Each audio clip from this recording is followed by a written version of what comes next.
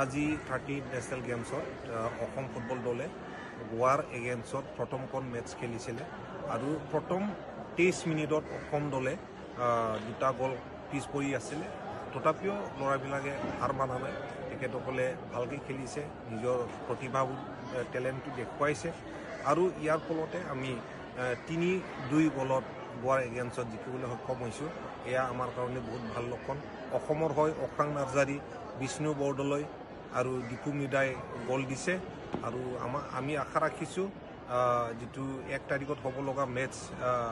host team উত্তৰাখণ্ডৰ লগত আমি এইখন মেচ জিকিব পাৰিলে সেমি ফাইনেলত প্ৰৱেশ কৰিম আমি আশা ৰাখিছোঁ এইটো বছৰত আমি অসমৰ কাৰণে আমি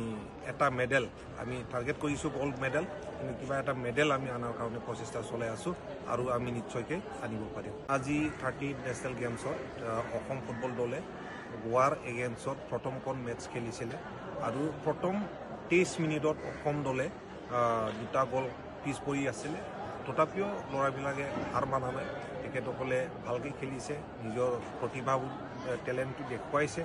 আৰু ইয়াৰ ফলতে আমি 3-2 গলত গোৱাৰ এগেইনষ্টত জিকিবলৈ সক্ষম হৈছোঁ এয়া আমাৰ কাৰণে বহুত ভাল লক্ষণ অসমৰ হয় অখাং নাৰ্জাৰী বিষ্ণু বৰদলৈ আৰু দীপু মিদাই গল দিছে আৰু আমি আশা ৰাখিছোঁ যেটো 1 তাৰিখত হ'ব লগা মেচ হোষ্ট টিম উত্তৰাখণ্ডৰ লগত আমি এইখন মেচ জিকিব পাৰিলে সেমি ফাইনেলত প্ৰৱেশ কৰিম আমি আশা ৰাখিছোঁ এইটো বছৰত আমি অসমৰ কাৰণে আমি এটা মেডেল আমি টাৰ্গেট কৰিছোঁ গোল্ড মেডেল কিন্তু কিবা এটা মেডেল আমি আনাৰ কাৰণে প্ৰচেষ্টা চলাই আছোঁ আৰু আমি নিশ্চয়কৈ আনিব পাৰিম আজি 30 নেশনেল গেমছত অসম ফুটবল দলে গোৱাৰ এগেইনষ্টত প্ৰথমখন মেচ খেলিছিলে আৰু প্ৰথম 23 মিনিটত অসম দলে দুটা গল পিছ পৰি আছিল তথাপিও লৰাবিলাকে হাৰ মানা নাই তেখেতসকলে ভালকৈ খেলিছে নিজৰ প্ৰতিভা টেলেণ্টটো দেখুৱাইছে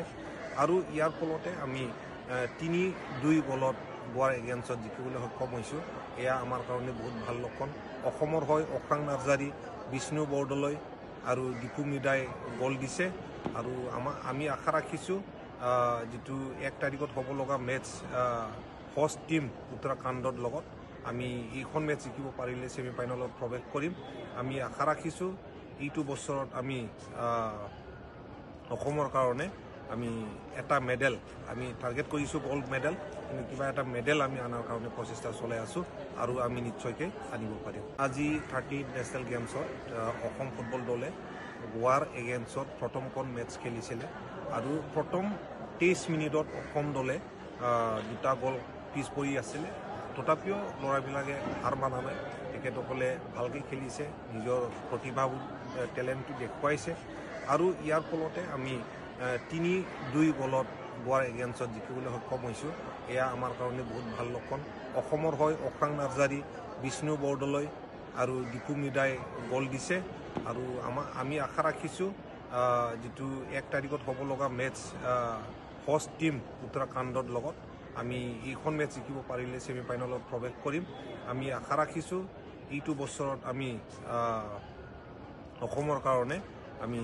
এটা মেডেল আমি টাৰ্গেট কৰিছোঁ গোল্ড মেডেল কিন্তু কিবা এটা মেডেল আমি আনাৰ কাৰণে প্ৰচেষ্টা চলাই আছোঁ আৰু আমি নিশ্চয়কৈ আনিব পাৰিম গুৱাহাটীৰ মাজমজিয়াত নৰ্থ ইষ্টৰ প্ৰথমখন এক্সক্লুচিভ মাৰ্চেল আৰ্টছ সামগ্ৰীৰ শ্ব'ৰুম তথা বিপণী Tirupati sports karate wushu taekwondo boxing jujitsu pencak silat judo আদি 7টাকৈ সমৰ কলা ইভেণ্টৰ ইউনিফৰ্ম আৰু প্ৰশিক্ষণৰ সামগ্ৰী ইয়াত উপলব্ধ tracksuit jersey martial arts medal memento trophy ক্ৰয় কৰিব পাৰিব পাইকাৰী মূল্যত ফুটবল ভলীবল বাস্কেটবল ক্ৰিকেট আদি ইভেণ্টৰ সামগ্ৰীৰ ছাপ্লাইৰ বাবে অৰ্ডাৰ ওলোৱা হয় কাৰাটে টাইকোৱাণ্ডোৰ নেশ্যনেল ফেডাৰেশ্যনৰ দ্বাৰা এপ্ৰুভড ব্ৰেণ্ড আৰু আপ টু ডেট সামগ্ৰীৰ বাবে একমাত্ৰ বিশ্বাসযোগ্য আৰু নিৰ্ভৰযোগ্য প্ৰতিষ্ঠান